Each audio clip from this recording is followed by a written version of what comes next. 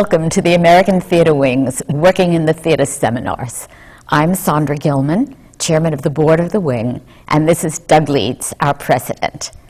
We've been presenting these very special programs for 25 years with our partners CUNY TV, and we've expanded them this year thanks to support from the Annenberg Foundation. These seminars are central to the Wing's efforts to provide educational programs for people interested in theater. We are now also broadcasting a new weekly radio show called Downstage Center with XM Satellite Radio. On these shows, we bring conversations with theater artists, both on stage and behind the scenes, to listeners across America. To further support our educational efforts, the American Theatre Wing each year provides grants and scholarships to New York theater and theater students. All of our educational and media programs, including these seminars, are available free on demand from our website, www.americantheaterwing.org. The Wing founded the Tony Awards 60 years ago, and we're continuing to present them with the League of American Theaters and Producers. Today, we have the leaders of 3 of the largest nonprofit theaters in New York. They all share a philosophy of bringing their main stage productions directly to Broadway. We're very pleased to introduce our moderator today, Executive Director of the Theater Communications Group, Ben Cameron. We thank you for joining us.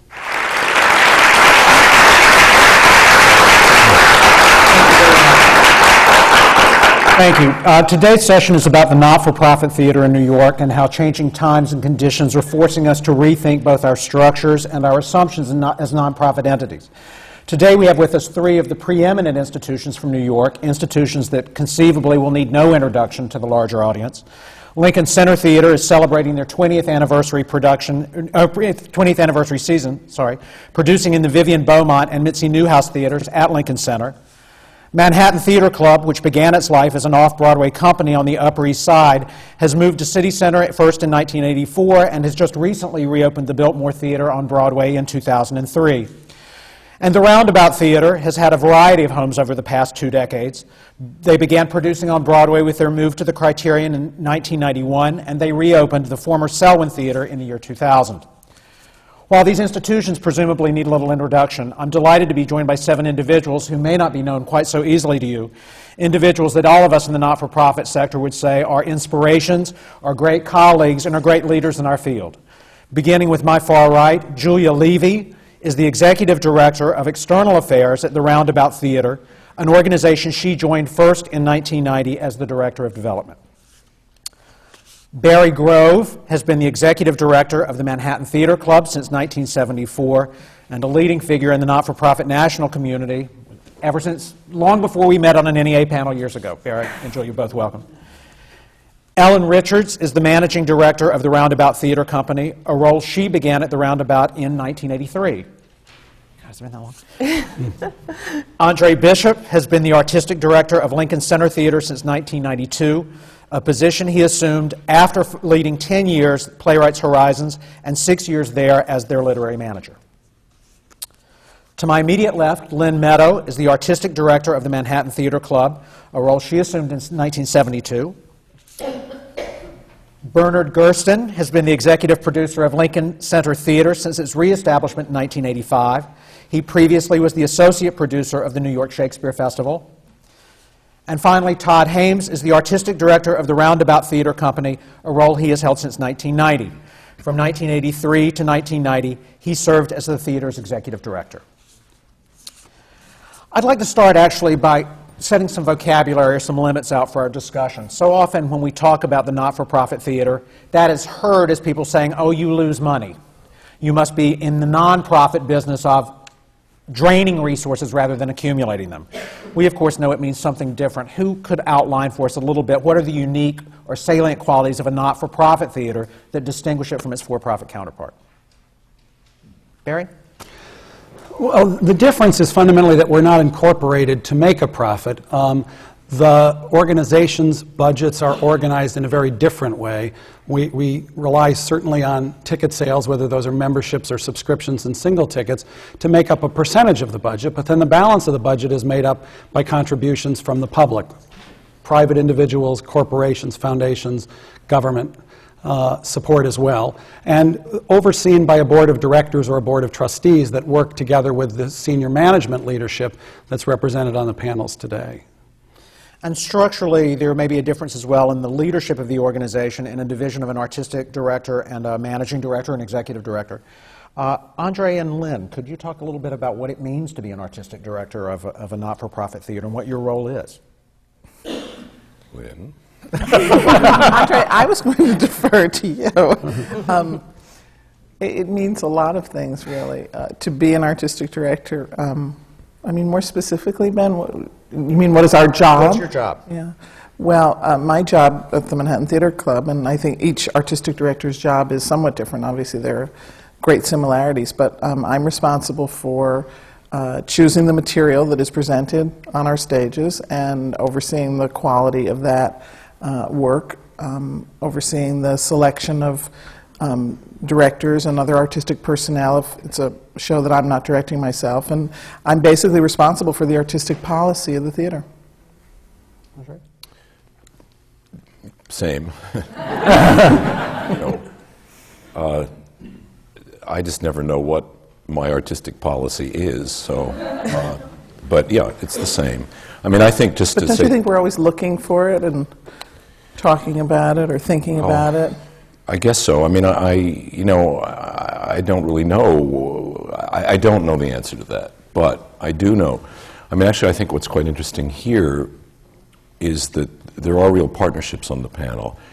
And, in the old days, you sort of thought one single person led a theater, or in the old Broadway days, you sort of thought one single person was the producer, and obviously that's quite different.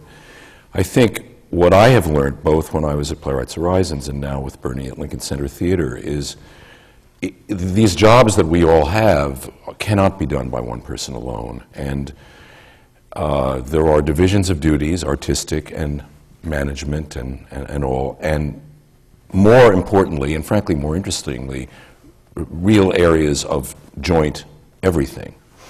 And I know from the many years I've been working that even though it's nice to think you're the artistic director and therefore you do this and you are that and all of that, none of that is true. And I think that I've had two wonderfully successful and loving partnerships with Paul Daniels at Playwrights Horizons and with Bernie here at Lincoln Center Theater.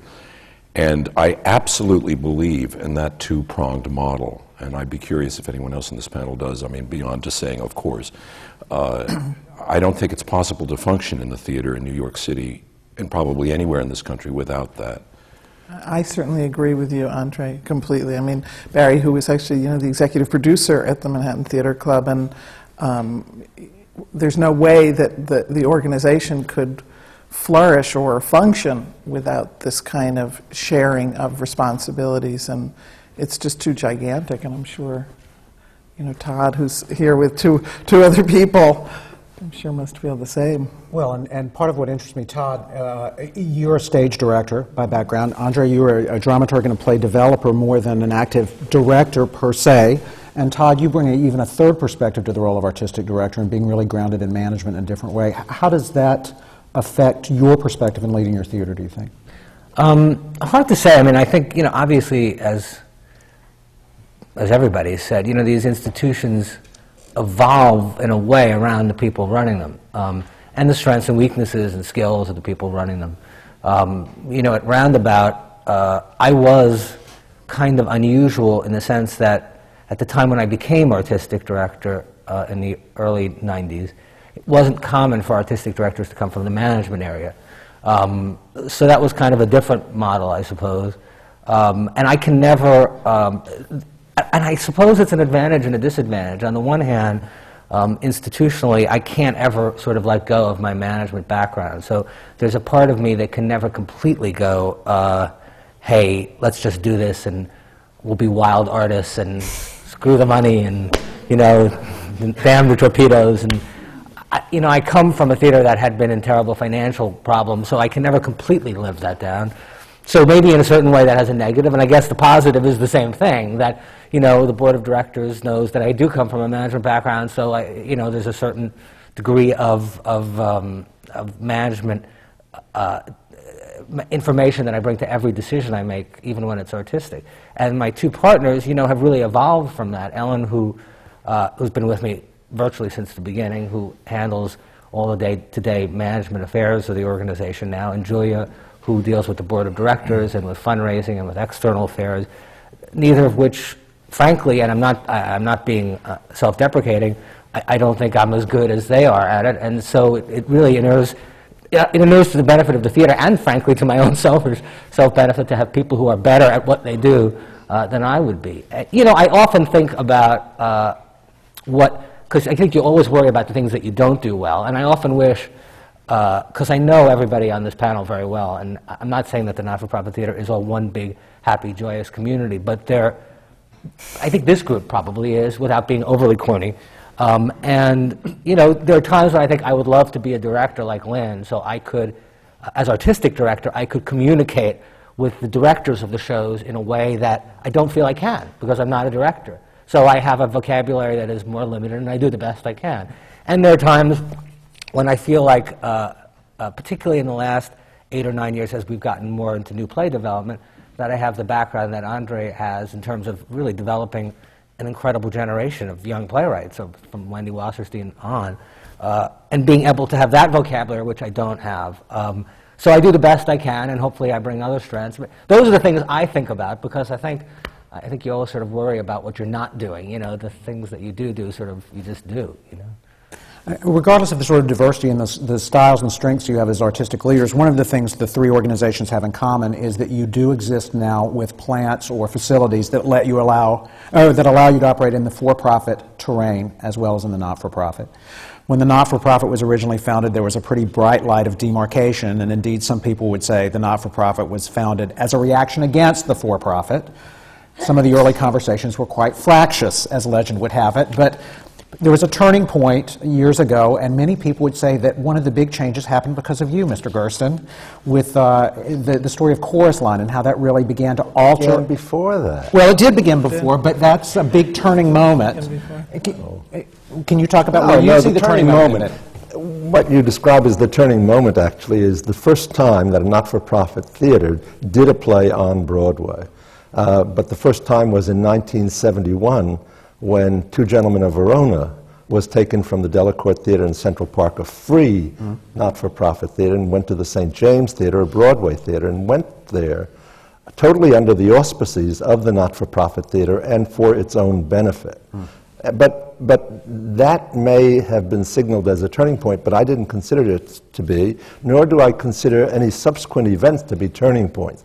They have been evolution of a kind of reality. I want to go back to your initial question, which is all the not-for-profits do is lose money, and there seems to be something derogatory about that idea. Of course, I've never held we don't lose money, we spend money.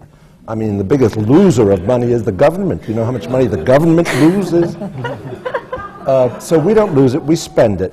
And the idea that the not-for-profit theater loses money, it always goes in quotes, and the for-profit theater just makes money is unreal. Actually, the for-profit theater loses about 80% of its money. In that, it fails to return all but 20% of the capital that is invested on an annual basis in for-profit activity.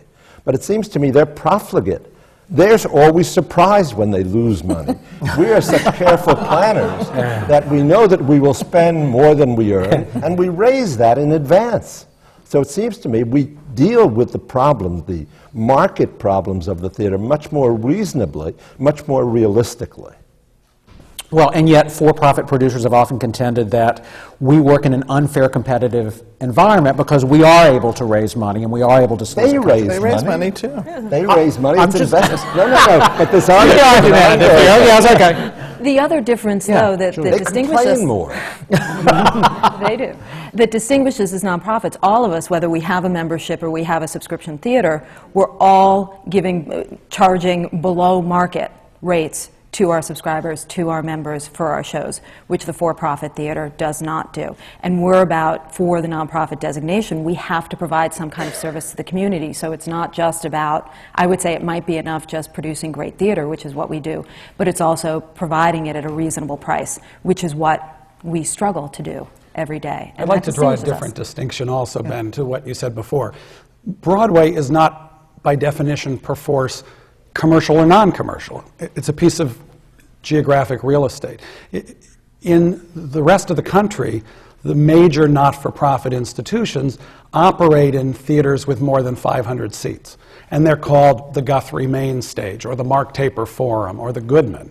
In New York, when you operate in a theater with more than 500 seats, we also call them Broadway theaters. But that doesn't, by definition, make them either commercial or not-for-profit. Are there ways that you think, you've just finished renovating a building, and as has the Roundabout, are there ways, as if I were an audience member, and maybe there are not ways, how would I know when I walk into the auditorium or the experience I have that I might be in a not-for-profit context as opposed to a for-profit? Would I be able to sense that in any concrete way? I think we worked very hard to answer that question, yes, in a number of ways. Obviously, we have a subscription audience that depends on coming back to the theater on a regular basis. And so a whole series of things were true about the decisions that went into the redesign. First and foremost, Lynne wanted a space that was really embracing to the artist. We were doing new work. So we reconfigured the way the audience and the stage proscenium interface. The stage is lower, the audience is raked in a kind of way that's really encompasses them in the experience in a slightly different way. Beyond that, obviously we cared about comfort, the dimensions of the seats, places for people to gather before and after the show, those sorts of things. And I think at least equally importantly, we tried to create the history of the institution inside the building on its walls so that as you came to the theater, you had a context of an artist's body of work that they had seen perhaps with us, perhaps in some of these other theaters as well, before and after the experience they're undertaking, as opposed to it being one night in one space. But it's an interesting question.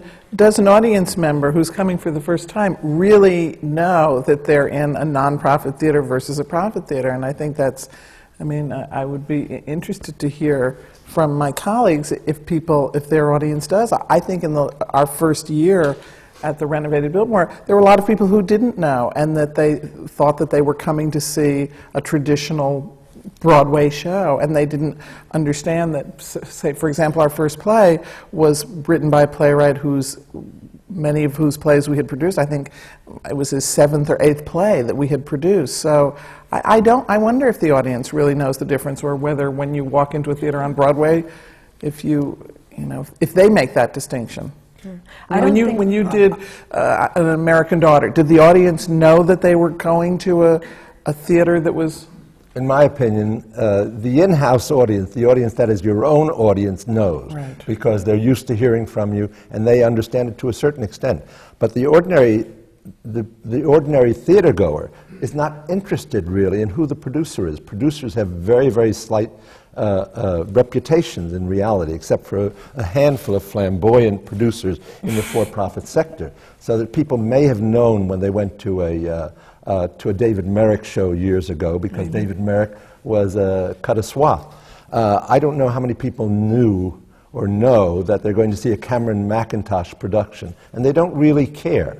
I think they know us in our home institutions, or they establish them over a period of time, to the extent that we're perceived to be a Broadway theater, or even at Lincoln Center, which is an amorphous mass that people don't sort out very carefully. I don't think they know. I agree with that. The casual visitor does not know, doesn't care particularly.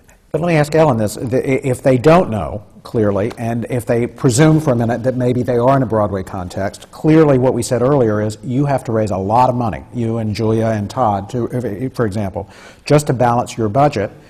If the perception is Phantom of the Opera's next door and they make such huge profits, why should we give charitably to an organization that we perceive to be working in that for-profit terrain? Is that an important distinction, and how do you combat that, or how do you convey that? Well, I think we get to know our subscribers, and they understand who we are.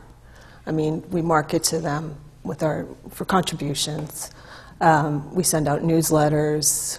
In our program, it's pretty clear that we have contributions. We have a kiosk in the lobby for donations and help. And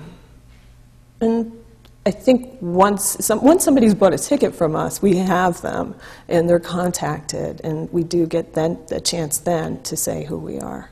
I think that we're I mean, Ellen, Joy, and myself have spent a great deal of time thinking on the subject that you're talking about, and we constantly are trying to do anything we can to make, commercial theater going in New York City has not traditionally been a consumer-friendly business. And in the sense that, if people wanted to see a hit show, they paid whatever they had to pay, and they were treated however they were treated, and they sat wherever they could sit. And that was it. And frankly, look, let's be realistic about it. If you are, just to pick on Disney for a second, if you own that theater and your audience is coming to see The Lion King, they may go into the New Amsterdam Theater once every 20 years because The Lion King will run 20 years. So really, whether their physical experience and physical comfort and whether they like the ushers and were treated well, that's not your highest priority because they're not going to be there for another 20 years. For us, we want everybody to come into the theater and go, wow, not only is hopefully the show pretty good, but everything about the theater was a little bit more comfortable. The ushers actually were smiling and not grouchy, and the box office wasn't hostile, and they told us where our seats were, all the things that we would like to do. And we spend a great deal of time trying to accomplish that. I think just looking, for example, at the way the Biltmore is designed, which I think is stunning, I think they've done, just physically, it's a more commodious theater than a lot of Broadway theaters, where sort of Broadway, because of the economics commercially, it's become a little bit like economy and airlines, which is you have to cram as many seats as possible because the costs are so out of control. At Roundabout, just speaking of our theater, we took 200 seats out of the Selwyn Theater to make it more physically comfortable, even though economically it wasn't the best thing in the world, because we wanted it to be a different kind of experience, and because as a not-for-profit theater, we viewed that as one of our roles, to make the entire theater-going experience comfortable. Having said that, it is a constant battle when you have the single-ticket buyers coming into your quote-unquote hit shows to let them know that this is something different than a commercial theater. But we're always trying to do that because that's how we expand our audience. And I think we're also trying to convey who we are. What's important about trying to convey who we are to the audience is also about the perception of the work that they're seeing. When you're seeing a show on Broadway, obviously a producer's chosen to do a commercial show with a single purpose, to make money from that show. In the case of all of these theaters here, there often are many reasons that we're making a choice to do a show, to support an artist, to do work of an artist today whom we think will do something interesting tomorrow. So to the extent that our audience is educated in that, it will make the theater-going experience better. To the extent that they're more comfortable in their seats means that they'll come back to see the body of work. We're planning entire seasons and thinking through. We're not just doing one show at a time. Any one of us in our theaters is looking forward. So it's important to us that the theater-goer try to understand that distinction. Even if a theater-goer can't necessarily articulate it, it's different when you go see The Lion King. The Lion King is there to make money. Our shows are not just there to make money. They're there for many other reasons. There's another thing, though, that's important to say about being part of the broader Broadway family, and that is that unlike all of our off-Broadway venues, by doing a piece of work in the Broadway theaters that we have, respectively, you attract automatically, almost by definition, a larger audience. Because there still is an audience of casual theater goers, let's call them, or regular Broadway theater goers who are finding their way to this work perhaps for the first time. And that's exciting because it's bringing in significant numbers of single-ticket buyers who are in the end future subscribers, future donors, and future at least repeat customers. Even if they don't ever become subscribers, there's no question that being in the Broadway listings as opposed to the off-Broadway listings attracts a wider viewership, if you will. Mm-hmm. Ben? Yes. Excuse me. Please. I think we haven't said it enough yet, because you can't say it too much, that the essential motivation of the not-for-profit theaters, our not-for-profit theaters, but not-for-profit theaters in general, is artistically driven, not economically driven, not it's not that the Broadway theaters exist primarily to make money, but making money is their engine. They entertain. I felt you didn't do justice to The Lion King. It entertains and makes money. And it's a definition of success. But we hope also to entertain in a more complex, perhaps, way, and to fulfilled the possibilities of the theater on a broader range than simply to entertain. And if we fail to fulfill our artistic obligations and goals and aspirations, then we fail as a theater and we don't continue to exist. So the years that you racked up, and you're describing how long all of us have been engaged in this activity, is a testimony to the fact that to a certain extent we have fulfilled our goals and fulfilled our artistic mission, because that provides, again, the engine that sustains us, which is money that's contributed, audiences that sustain us, and artists that support our efforts. I'm interested, Julia? No, I was going to add that speaking to that as well, the artistic mission is not just about what ends up on stage. It's about the support we as a community provide to the artists, whether it's through workshops, whether it's through your director's program, for example, whatever it is, that we're doing so much more behind the scenes to encourage these writers to stay in the theater, whether it's, we have a program where Todd decided years ago that we really needed to keep directors in the theater. And so we pay them a stipend with absolutely no obligation just to stay. And Michael Mayer, if I may point to someone specifically, was about to go to Hollywood. And he couldn't make a living as a director. And so Todd decided, that we needed to keep him here, and how to do it, but to pay him something so he could stay. And look at what's happened to him now. So we're more than just about producing on stage. I'd say that's sort of the end all of what we do. And there are a lot of activities, education activities, other things that distinguish us, for which we use those contributions that we receive. It's not, most of that money or some of that money doesn't go directly back to the stage. It's about creating communities within our theaters, between the artists, between the audiences, with kids.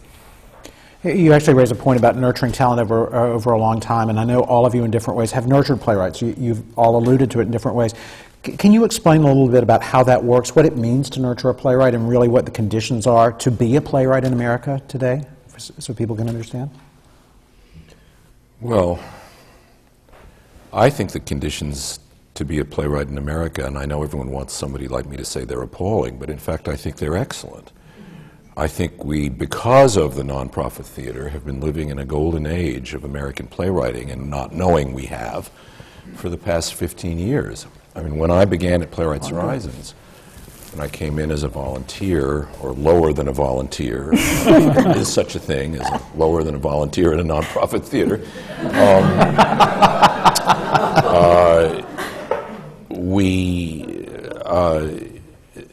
we and Manhattan Theater Club and a few other theaters, mostly in New York, very few outside of New York in the regional theaters, began doing new plays, but this was not something that was widely done. And of course what's happened is that it has nothing actually to do with Broadway not doing new work, or Broadway used to do new work way before the mid-'70s that I'm talking about. I mean, we're going to have to go back to the '50s. And then it started petering out somewhat, but I think that now all over the country, and I mean all over the country, in all hundreds of large and small regional resident theaters, of which you know more about them than anyone as head of TCG, are doing new plays. I mean, my theory, and it's very simplistic, is in the early days these theaters were establishing themselves in cities that had never had resident theaters, and of course they did the old favorites and classics and titles that people knew because they had to find an audience. This is terribly, terribly simplistic. Eventually I think the audience wanted more, and as the theaters in New York, and I'm wildly pro-New York, and started having success with new plays, and I mean not just successful plays, but I mean success in what you just said, nurturing generations of playwrights. This began catching on around the country, and suddenly there were residencies and commissions all over the country, and now the regional resident theater movement do endless amounts of new plays, which 25 years ago was simply not true. And I think there are a lot of programs for writers, and entirely too much development of them, and too many reading programs, and too many workshop programs. All of that is as a result of well-intentioned artistic social work that was in fact necessary in the mid-1970s. But I think that playwrights have a glorious national theater in which to have their work done, and often done very well. And that's a huge change from when all of us sitting up here started out. And so I think that playwrights have it okay. I mean, life in the theater is not okay, but once you understand that, there is okayness within not okayness. But I think there's a hunger on the, I know that both André and I for the last, it's really 3 decades, have been committed to developing new writers and certainly have created the careers of writer after writer. I was in a bookstore the other day and I was looking on the shelf to looking in the theater section, and I saw these published books. I thought, my God, these are all of our playwrights who are being studied in classrooms across America. And I agree with André that there's been such a proliferation as a result of that work at Playwrights Horizons and at Manhattan Theater Club of the 70s and the 80s, that many theaters across the country created second theaters to do the new work in. But there seems to be amongst writers the feeling that you can be in a second stage, but you can't get the big ring, what is it called? The golden ring? Golden ring. The golden ring. I was going to say the big apple or the big potato. And so I think one of the reasons that you're seeing work that's being done in our theaters on Broadway is there is a hunger for this generation and the generations of writers who've been created who would like to have their work seen in yet larger venues. And that seems to be some of the appetite on the part of the playwrights. And certainly a paucity on the part of Broadway. There has not been, to have new plays done on Broadway has not been something that's proliferated every season. So there's a need there. Whether there's going to be an appetite is something to be seen. But I agree with André, there's overdevelopment on one level, and on a higher level, I think we need to expose these writers' works. Todd, you look like you're nodding in agreement as well. Yeah, I have nothing intelligent to contribute. These two have had such a I'm looking at them because they really have developed a generation of playwrights long before I was working with new playwrights. So. I mean, I think ultimately, all this development crap, and I used to believe in it totally, and I do, but when I started really believing it, I was very young, and I thought somehow there was a process that was holier than thou, holier than moi, holier than something. And I began to realize that all of these workshops and readings and all of that are good. I mean, they are bright lights shining in a bad old world. But really the way a writer develops, and it's so obvious, all of you know this, is through having their play produced, and produced as well as possible. That's real play development. Play development and play production, to a great extent, is one and the same. I didn't know that in 1975 when I walked into the doors of Playwrights Horizons, and I don't know, I mean, all of this was so new. And yet you produced them. That's what you did. I didn't by default. I mean, I'm not, you produced them because you sort of did it. And nothing cost very much then. Right, we had all those, we had these cheap theaters and it didn't cost a lot, although I guess we were still going out of our minds trying to raise money to pay. It seemed like a lot at the time. It always seemed like a lot. The artistic policy of Playwrights Horizons in 1975, and I don't think it's quite that now, I hope it isn't, that was sort of fan every talented flame. And we could do that. And out of those talented flames grew, this is awful, bonfires from some people. No, we should name names though. Look at who emerged. Just name names. Just briefly, Wendy being someone probably everyone knows and has had a very prominent career and commercially, which is part of this discussion as well as in the nonprofit theater. I mean, my predecessor at Playwrights, Robert Morse, the Playwrights Horizons used to be in some ghastly hole in the old Y in the West 50s as part of a dance, Louise Roberts, who ran a kind of dance program at the Y. And Wendy's eccentric mother, whom one never ceases to hear about and be horrified and amazed at the same time by, said to Bob Morse, because she was studying dance, my daughter was at the Clark Center. She was studying dance, and she came one day with this play by her talented daughter and gave it to Bob Morse on her way to the dance class, and the play was called Any Woman Can't, which was odd. considering her accomplishments, Wendy's accomplishments. And that's how that started. Bob read it and thought, "Ooh, this is great, let's do it." And then it wasn't a very good play. In fact, it was bad. But because of that, and you know all this, we did the next play with the even worse title of Montpelier Pizzazz. And after we got through that, Wendy started cooking. And of course, wrote Uncommon Women and Others, which was her first notable play, and Isn't It Romantic, and so on. A whole other seminar and topic, which would be interesting for some of us to talk about, is what happens to all of these writers, directors, and producers, such as those of us here, when they begin to hit middle age. That's a really interesting study, and one for another time. And I'm actually less concerned about the younger generation of playwrights as I am about the middle-aged generation of playwrights, my generation.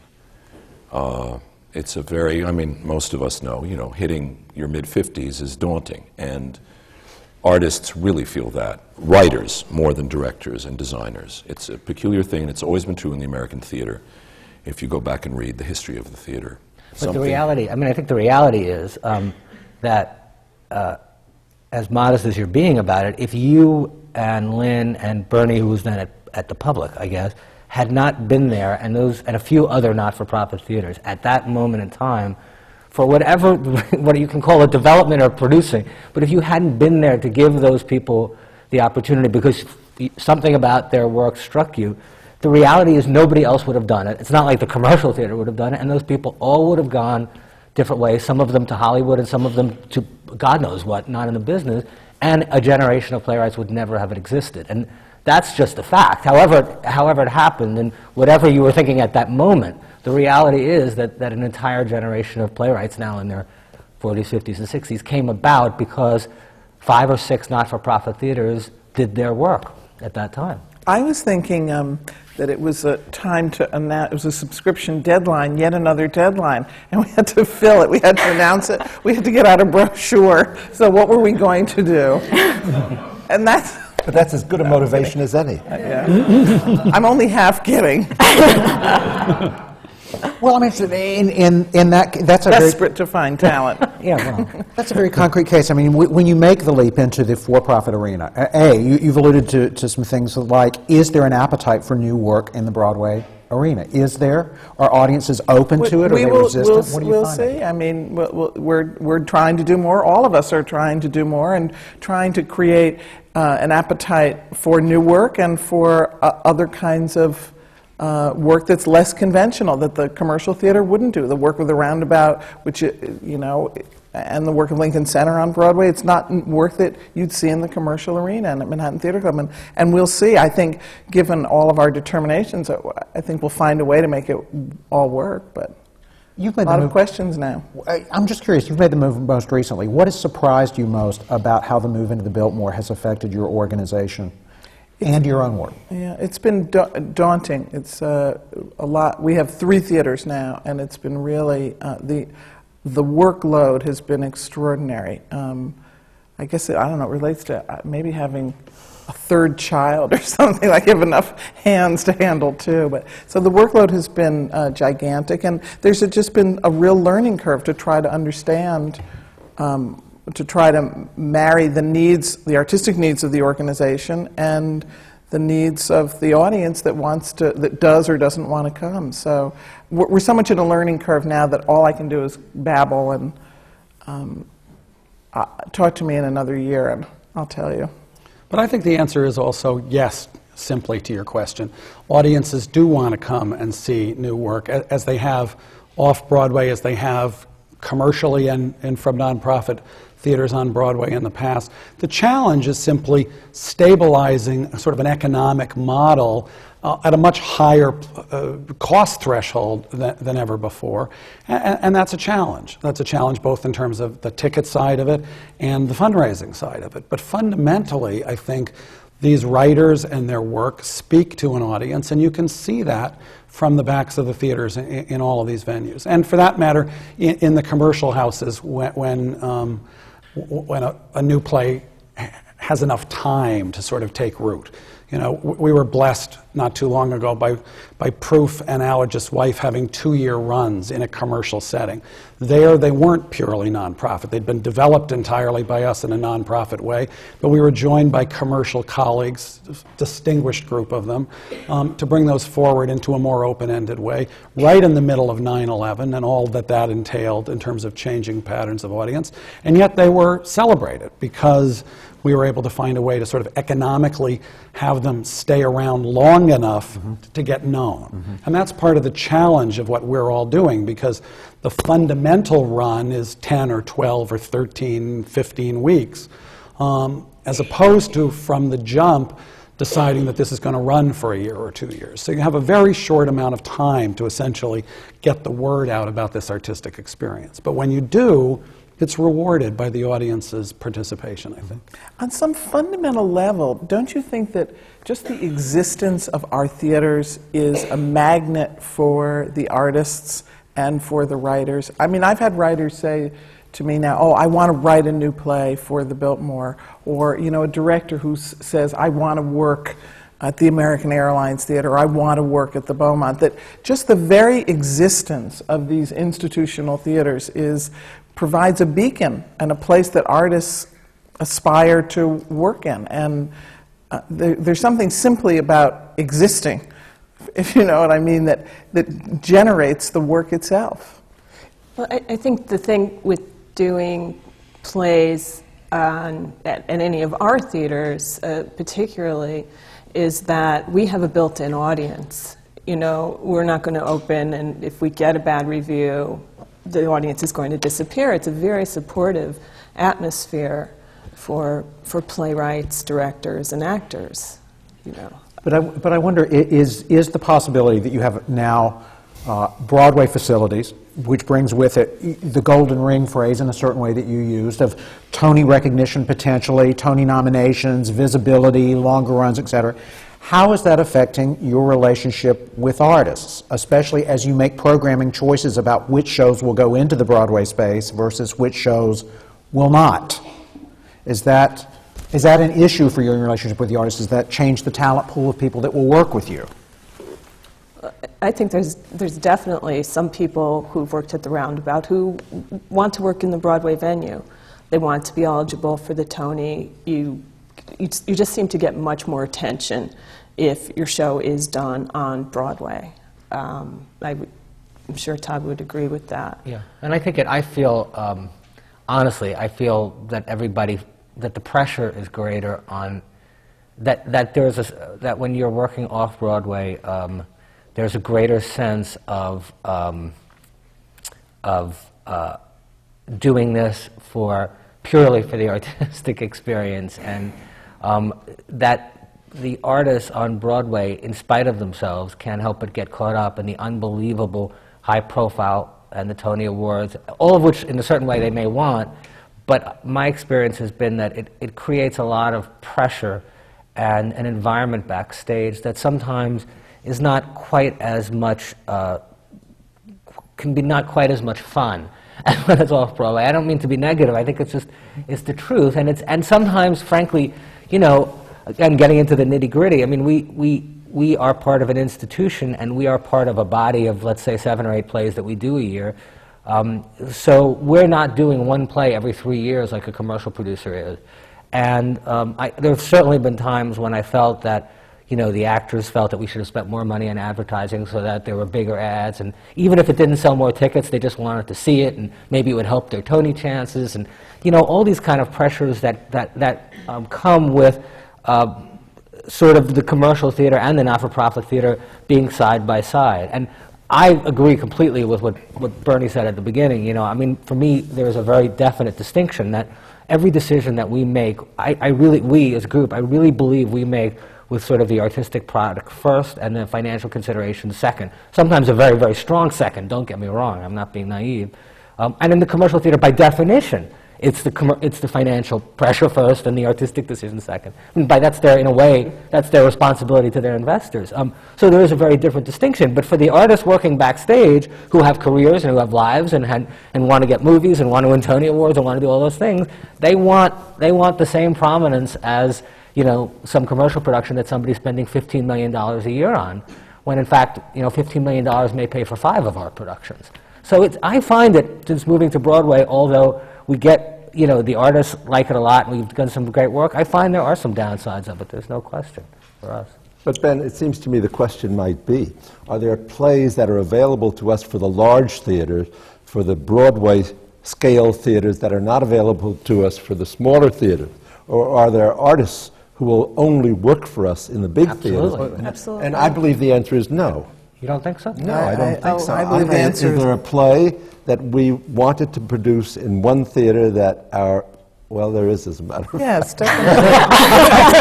Definitely. We're going to name names. Definitely. We were persuaded, it was called. Well, but more often. And it's a play more that I often- would have liked to do off-Broadway. Yeah.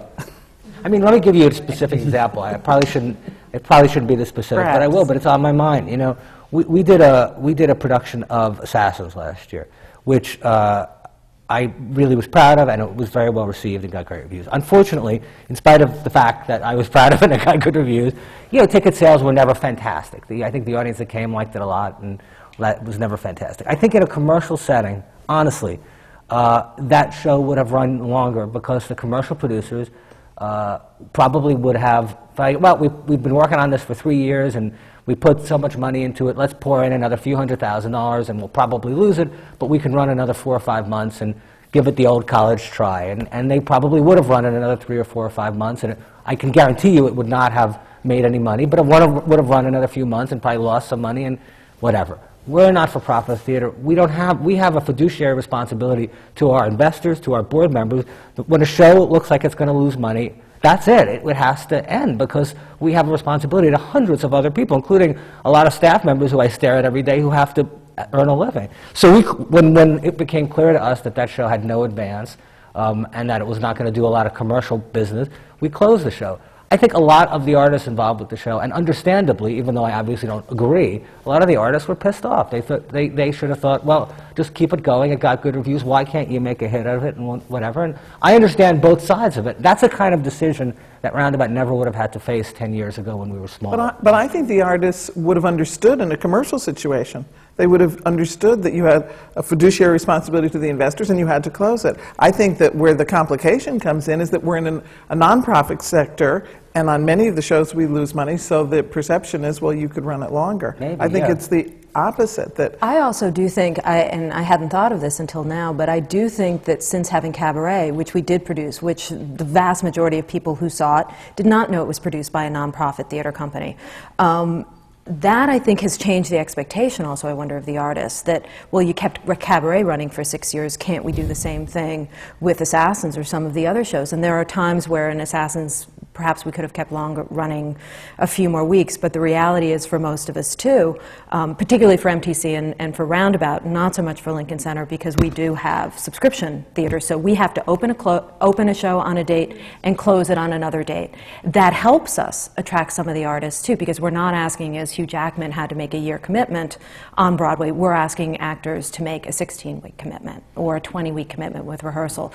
So I think that helps them make a decision because they know there's going to be a beginning and end. So I think two of those issues have, on either end, Cabaret, I think for us in particular, they might think, I just did that.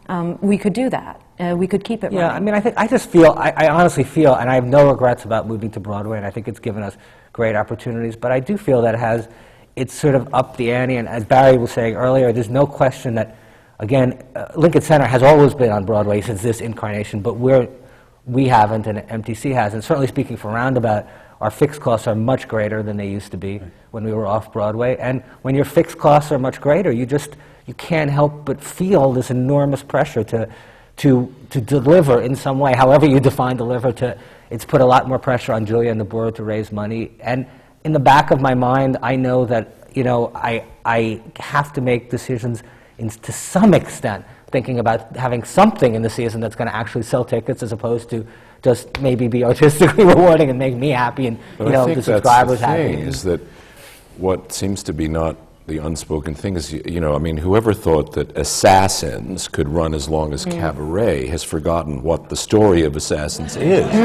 I mean, there is some relationship to content in life, though increasingly less and less, as we know from 2 days ago. Even though a musical about Nazi Germany would not be on anybody's short list about what's going to run for 6 years It's either. a love Yeah, story. absolutely. It's a love, It was a great success when it was first done. Yes. I mean, a great when I was at movie. Playwrights Horizons, we did the original production of Assassins, and if you think your production didn't run long, you should have seen what our production did, and it ran a few weeks.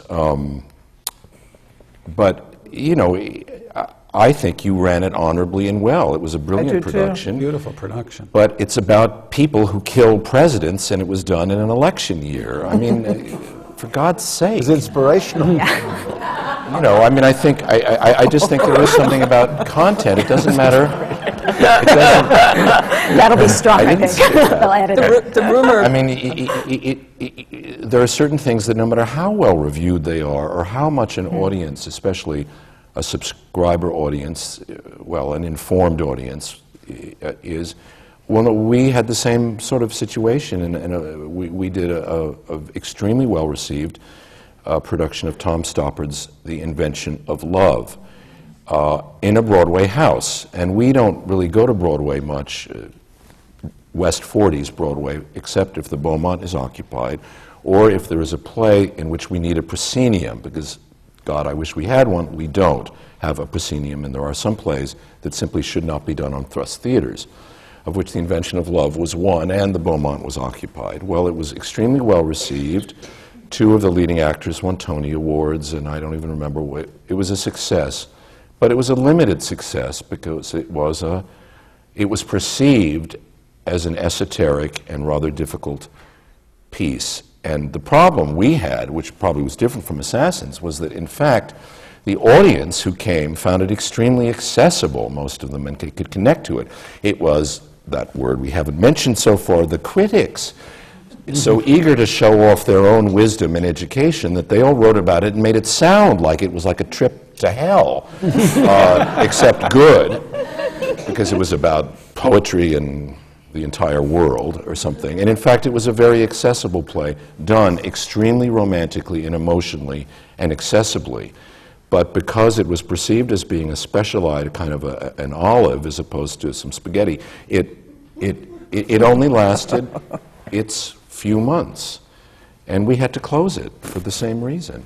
We had no advance going into the summer, I remember, having had such a success with it. And there are certain plays or musicals that are wonderful, that have limited lives. God did not come down from heaven and tell us that everything that was well received should run forever, because it isn't like that. Nor did it in an earlier age on Broadway. If we think back to the sort of golden age of commercial, play producing, the length of runs, as we were running Allergist and Proof, and as I got more interested in the history of the Biltmore, I began to look at the length of these runs. And as you name the great American canon of the 20s and the 40s and the 50s, these plays had relatively modest runs then. It's only... Tale of the Artist's Wife was the second longest running thing to Streetcar Named Desire. I mean, really, go figure. So it was only the long-running mega musicals of these last few decades that have changed the perception, really, even of what success means,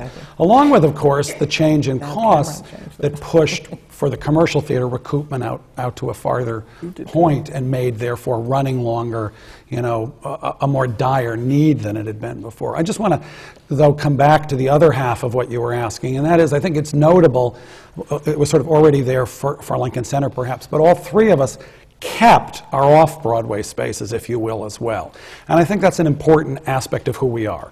Now, they don't have to attract as wide an audience, so perhaps there are less single-ticket buyers there, but our audiences now have the opportunity, at least at MTC, to come to 150-seat, 3/4-round general admission space, to a 300-seat end stage, as well as the Biltmore, and it gives Lynne, greater flexibility of trying to put a play where it feels right, not as a sense of one is better than the other, but rather matching the play to the venue, which I think has to be a part of any theater that's about development and institutional work. Well, and when Bernie was saying that you believed the allegiance of the artist was primarily to the play and not to the space, Lynne, you were shaking your head in a different direction.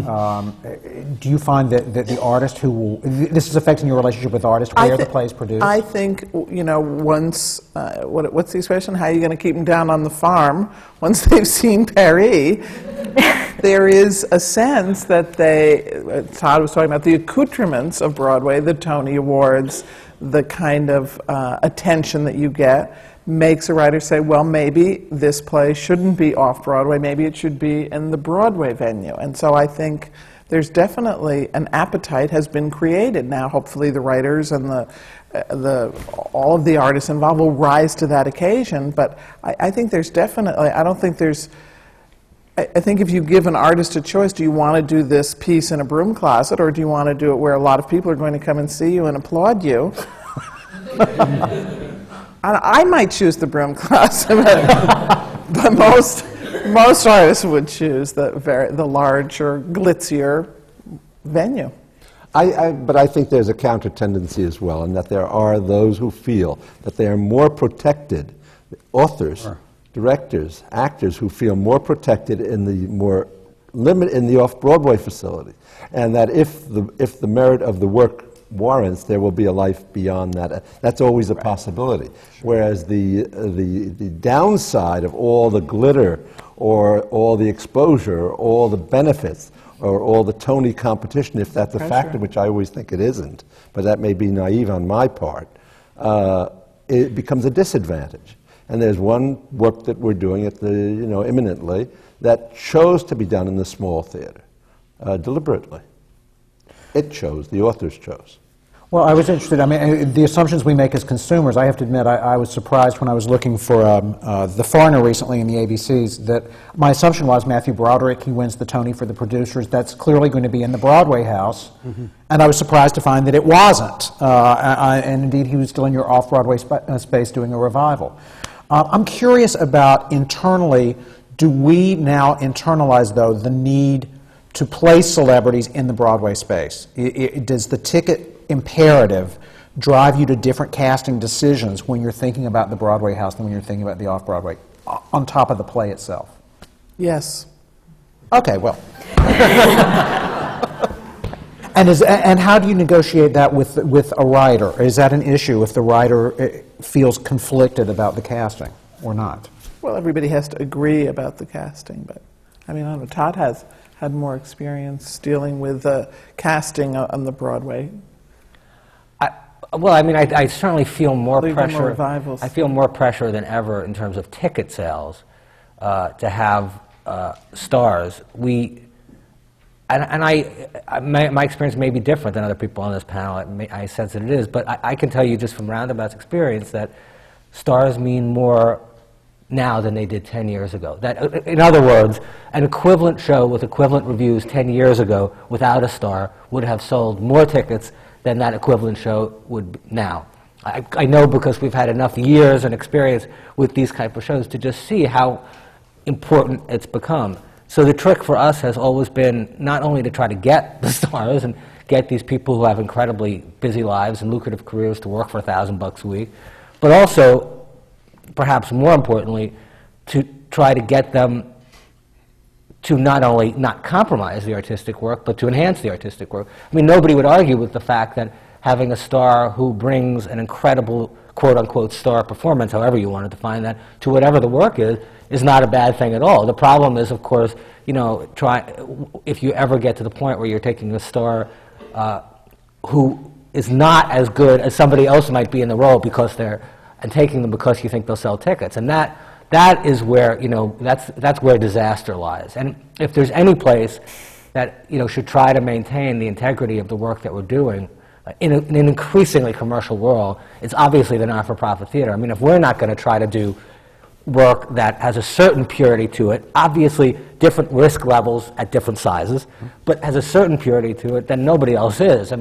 So that is my constant struggle, A, to try to get those names that I think will attract a certain number of subscribers, and B, to try to get people who I think not only will do that, but will bring incredible distinction to the roles that they're doing and the players that they're with, so that it's a win-win situation. And I don't know that we've ever, certainly we've made mistakes, there's no question like that. We've never, at least I don't think I've ever consciously made the mistake. I mean, I've never put somebody in a role where I thought, I gotta sell tickets, but I don't think they're gonna be any good. They were pure mistakes. They were pure, honest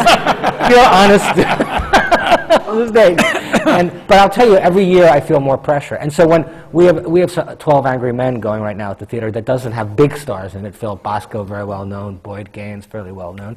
But they total up to being a big total star. And the fact that that show is really doing well has been fantastic for me, because it's so nice to have a show that actually sells single tickets in addition to making the subscribers happy, where it's not driven by, you know, a huge celebrity and all those things. But I think every year I find it getting, and maybe it has something to do, I don't know what you think, but may have to do with the fact that in the last 10 years more and more celebrities have been coming to commercial Broadway productions for whatever the reason, and maybe there's just more competition in that marketplace and people's expectations are greater. I mean, you look at around this season and you have Jessica Lange and Billy Crystal and Whoopi Goldberg. It's a pretty impressive group of people, and you know, we have to sell single tickets to balance our budget. We have to, and we have to sell a significant number of single tickets, and I feel that pressure.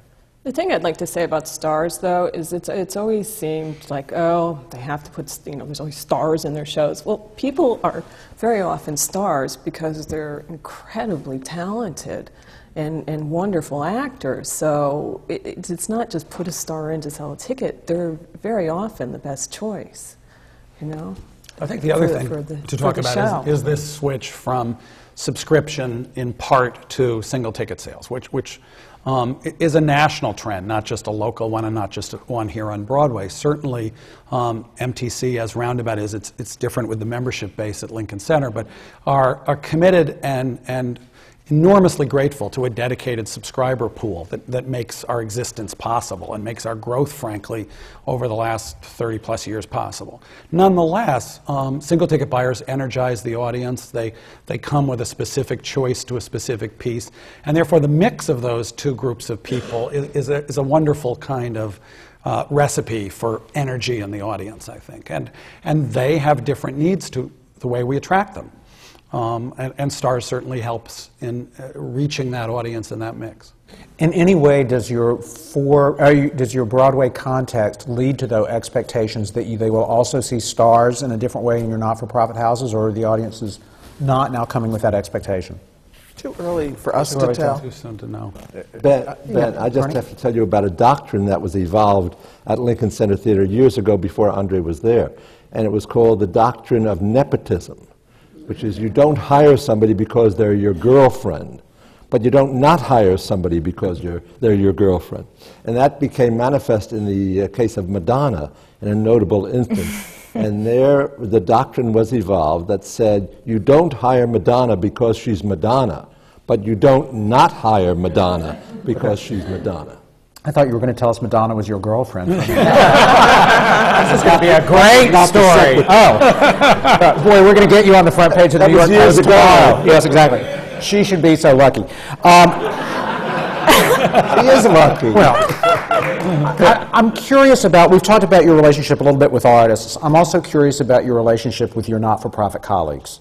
That now that you work in this arena, how does that affect your relationship with other theaters, both locally in New York, but also nationally? Have you sensed a difference in those relationships?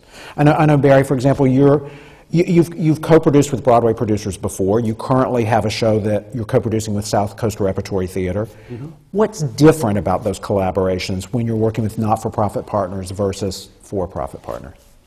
Well, one of the differences is that in the case you mentioned, South Coast, that's a theater that in this later generation has really made a huge commitment to commissioning writers' work and to developing work.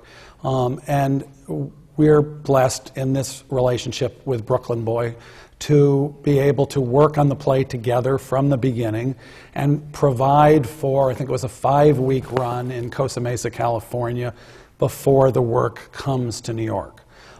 So there's a kind of maybe perhaps all the way back to the days of plays being out of town before they were in town. We've done similar kinds of relationships in the past, even before we got to Broadway, with the Goodman, with the Taper in LA. And so those relationships allow, I think, for the work's evolution prior. While occasionally we've been involved with a commercial producer at the beginning, for the most part, those relationships have been about helping bring extra assets to the transfer of the work into an open-ended environment, and perhaps some of their great expertise in marketing longer runs than we've had before. So they're really on the front end and the back end, I think, different. You know, George Wolfe in another conversation had said that he saw the essential difference as being between process and product in terms of the not-for-profit priority versus the for-profit priority. I'm wondering, André, certainly you've had experience in both for a long time. Does that resonate with you or not necessarily, especially given what you said earlier about play development? Well, it sounds good, but I don't. You see, I guess to go back to something I blabbered out half an hour ago or whatever, in my opinion, process without product is just a ludicrous waste of time. I believe the nonprofit theater is about process and product, one leading to the other usually, though not always. And the commercial theater is about product only. I think there are some commercial producers who do engage in a sort of nurturing process and do workshops and readings and all of that. I mean, it's so interesting. We now, I mean, everything is kind of full circle after all these years. In a way, we are now modeling parts of our lives on the commercial theater, and in the past 10 or 15 years, they seem to be increasingly modeling some of their lives on us. Right. All of this, just to remind all of us oldies, you know, is kind of is a recent development. And I remember, you know, we all remember the words of the great Gerald Schoenfeld, who was the chairman of the Schubert organization. And he would always say it under so many contexts, I never quite know what he means, but he would always say there's no profit like non-profit. Oh, God, yeah. And occasionally that means you guys make all the money, and occasionally that means artistic indulgence.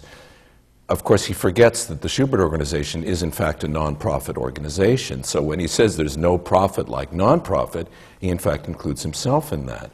But I think the thing that's so interesting is that the worlds have, and I think we're coming out from under a sort of uneasiness of, well, there's the profit world and the nonprofit, and the nonprofits shouldn't get too involved, because I remember all of that. There was a kind of suspicion on the part of Broadway commercial producers that we were, I don't know, we shouldn't talk about stay down on the farm when you've seen Paris.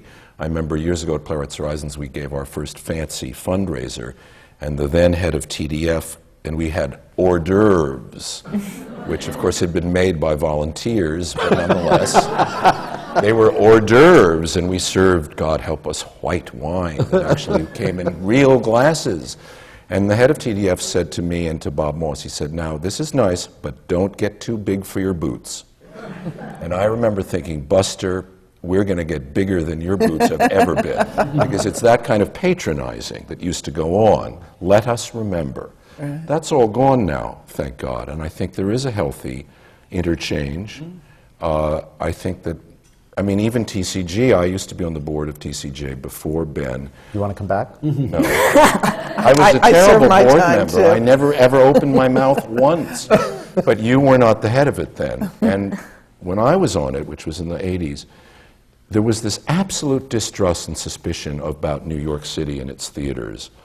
And I think the only reason I was on the board was because the then retiring head wanted his farewell party in the Beaumont, which was the biggest theater in New York then, because I contributed nothing. I was hopeless. But there was a great suspicion of New York theaters as being not artistic or vulgarians or interested in show business. And I think all of that is gone now simply because we have all survived. What Bernie says is true. Somehow, God only knows. And the trick of it is to not try to, in a way, what we've all said for the past 2 hours, we're trying to eat our cake and have it too, in a way, in a respectable way. And I think we sort of are. But we have to be very careful that we're not kidding everyone, including ourselves, about what we're doing. I went a few years ago to a very small theater that's been around forever to see a play, and the artistic director in his blue jeans and beret came out and said to the audience, "Now, we're just working here. We're a little nonprofit theater. We're all for the development of the writer. Please know we're just trying it out tonight." Well, in the audience was the entire press corps of the New York theater. Frank Rich, Clive Barnes, Howard Kissel, John Simon. I thought, what are you doing? You've got to be nuts. You were trying your little play out in your little black box in front of the major critics in New York. You are not telling the truth. Or if you are telling the truth, then you really are a moron. But I never forgot that, because I thought, I know what that artistic director was trying to do, because I've had that in myself. I want to be treated and respected as a nurturer and a nonprofit person and all that. But I'm doing a play on Broadway that's eligible for Tony Awards, and we want to sell tickets too. The other myth I want to dispel before, and I don't want to monopolize or say anything more after this, is that there used to be this myth that's gone now, thank God, that money was somehow bad for you, that somehow these nonprofit theaters were fine as long as they were small and Poverty-struck. Poverty-struck. And it was the chorus line model that we all remember. We all wanted, and I remember this so vividly in the 70s, if we could just get our own chorus line. Not because we wanted to be rich, but we wanted to have money to do better work, which is what happened at the public theater. They grew, they expanded, they nurtured, they developed, they did all that stuff partly because of a chorus line. We wanted that freedom too. And now, you know, a little money helps you. You can pay people better, you can live in better surroundings, you can renovate dressing rooms, you can build bigger ladies' rooms, which is the major difference between these Broadway theaters and your guys' stuff. You have good bathrooms, and what's wrong with that?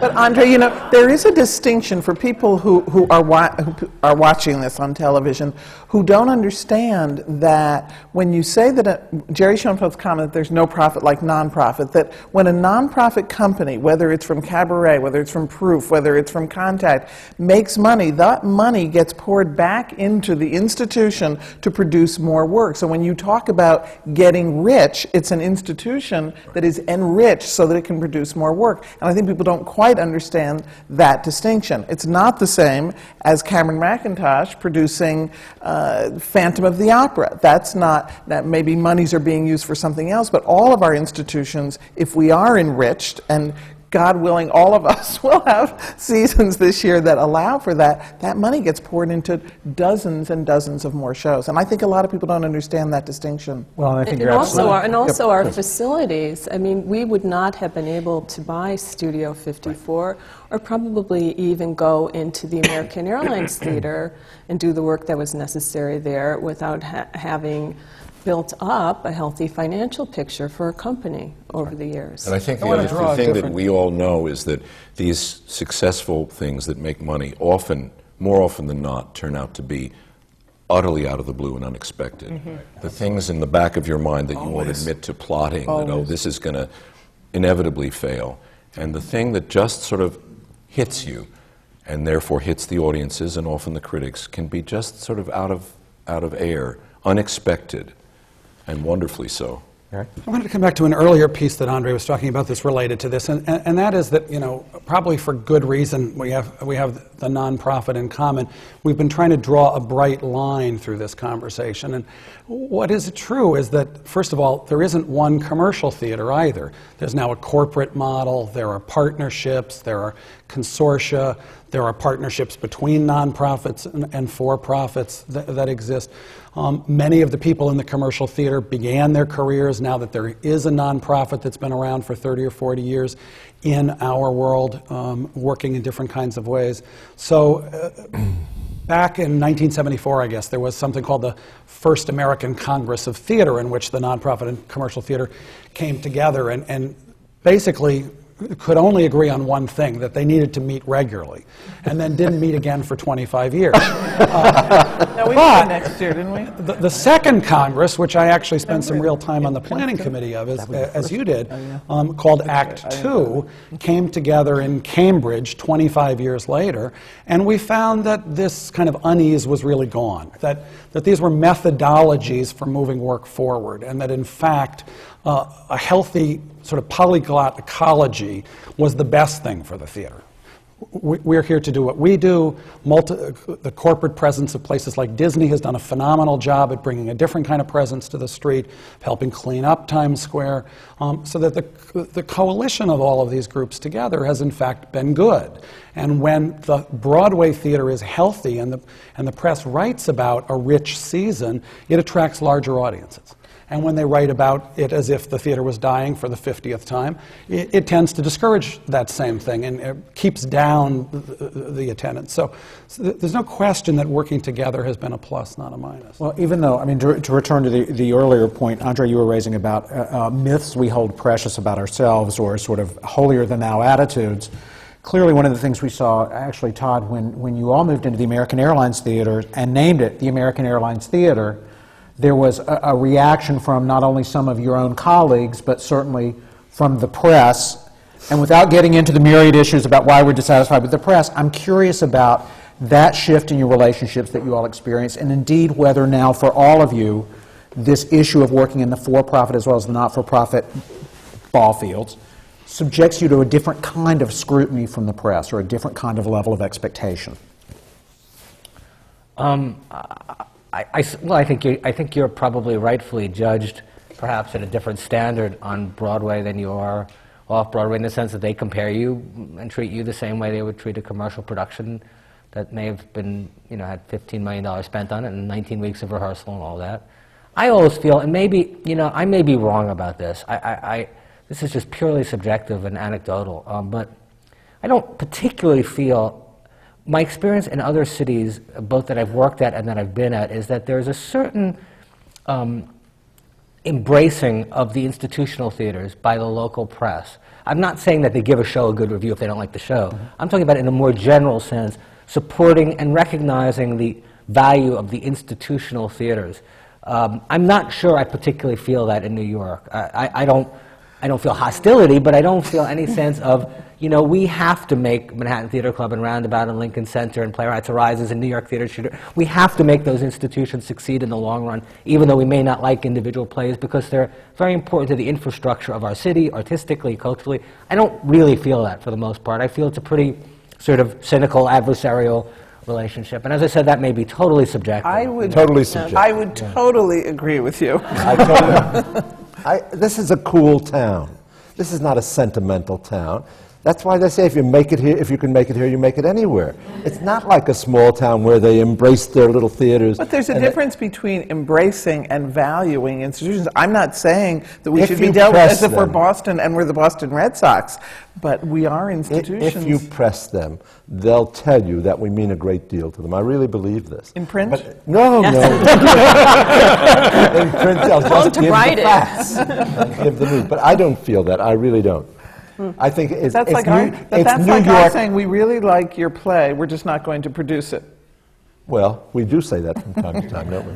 But no, I do think that. I think that it's a New York attitude. And how can you be a New Yorker and not embrace New York attitude? It's cool. It's a cool way to be. You don't pet them. I think it would be great if they didn't like a show that they could say, talk about that one show rather than going back and reviewing the track record of the last 2 years, good or bad, and there seems to be, they continually want to review the entire institution in their critical review of a show. Sometimes good, too, but very often not good, I'm curious as we come into the home stretch on this about an issue that we've only lightly touched on, but it seems increasingly imperative. One of the things we all know in the business is the extraordinary financial pressures we all face as not-for-profit theaters. And just to put this in a concrete context, what we're finding nationally is that the number of corporations funding theater has fallen 48% in 3 years. Foundation giving is down. Wait, say that number again? 48%. The number of corporations funding theaters has fallen 48% in 3 years. Oh, wow. In 3 years. That foundation giving has stagnated or falling. Government giving is largely down, especially when adjusted for inflation. Individual giving is perilous, et cetera. I'm curious about how this move into Broadway is affecting your relationship with your boards. It's easy for your board to say, if we win 5 Tony Awards, we have a successful season. If we don't get any Tony nominations, the season must have been bad. How do you now, in your current context, define success for your organizations, and how do you help your board understand that larger vision? I think while the statistics that you just cited are daunting, it's a good opportunity to start and just, make a commercial for the extraordinary people that these boards of directors are, in their commitment to the institution, in their belief in the work, in their willingness to support it, not just financially, but in the face of difficult reviews from time to time, taking big risks. MTC's move to the Biltmore had to break ground 3 months after 9/11. And there's never been a more moving statement than the board's reaffirmation of what was the largest undertaking we could have possibly faced in that difficult economic climate. So I think, first and foremost, they are to be applauded and applauded and applauded. Secondly, though, I would say that equally true, out of whether you call them members or subscribers, the individual donor bases are the rank and file theater goers who understand the need to support these companies beyond buying tickets. And overwhelmingly, as we know, the giving in America comes 80% from individuals. I'm talking about to religious causes, to social services and whatnot. That wasn't always true in the theater. The theater was, much later turned not-for-profit, and so it took a while maybe to catch up. But these donors are really pretty incredible, and even in the face of the daunting challenge, our budget went up dramatically when we began producing on Broadway, they have been great supporters of the art and the vision of the institution. And I would add also one other constituency, which I think in New York we are particularly lucky to have, and primarily because we are in New York and our businesses are, is the City of New York. The City of New York has been extraordinary, and it is because they understand that the New York theater, both the for-profit and the non-profit, are significant to the economic life, the quality of life in this city. It is the arts that draw people here. It is the reason people visit here. It's the reason, and theater in particular, is why tourists come, and it's why businesses want to be here. And so the city has really stepped up, particularly in the last probably 6 to 8 years, as contributions have started to fail, probably more in the corporate sector. At least that's what we've experienced, American Airlines aside. I wish it had inspired more corporations to take a brave step as they have in deciding to support the nonprofit theater. But the City of New York, the mayor, the city council has truly, I feel like I'm doing a commercial for them, but there is so much of who Roundabout is that would not have been possible had they not stepped up. I do think, speaking about our board, the relationship has shifted significantly over the last 3 to 4 years, where it was an incredibly supportive board, very enthusiastic about the organization, very supportive, but now they are having to step up to such an extraordinary level to help balance our budget, to help us bring in the contributed revenues that we need, not so much because giving has dropped, but because the expenses have skyrocketed. Thank you for that word. So dramatically over the past 3 to 4 years as a result of both running 3 theaters, which we do, having to renovate, having to maintain, which are all choices we made and the board made with us. But in the face of 9/11 and a recession. So they've had to step up, and I can't believe I shouldn't say that. No, I'm shocked at how high they have stepped in the past couple of years, and we'll have to continue to in the next 3 to 5 years. André, at Lincoln Center, how would your board say they understand success for your theater? Well, God only knows. I don't know the answer to that. I think it would vary from, well, Bernie probably knows, I think it varies from board member to board member. Inevitably, in boards of directors, there are groups. The old timers on the board at least on our board, tend to have a greater knowledge of what it is the institution is about than the newcomers. I think the personality of board members has changed, or is changing, from a sort of well-informed, cultured, civilized member of a certain group of people who gave to cultural institutions because they believed that they were for the greater good of mankind, to, more people with a great deal of money, some of it recently made, who want to unload it and like the theater but don't know that much about it.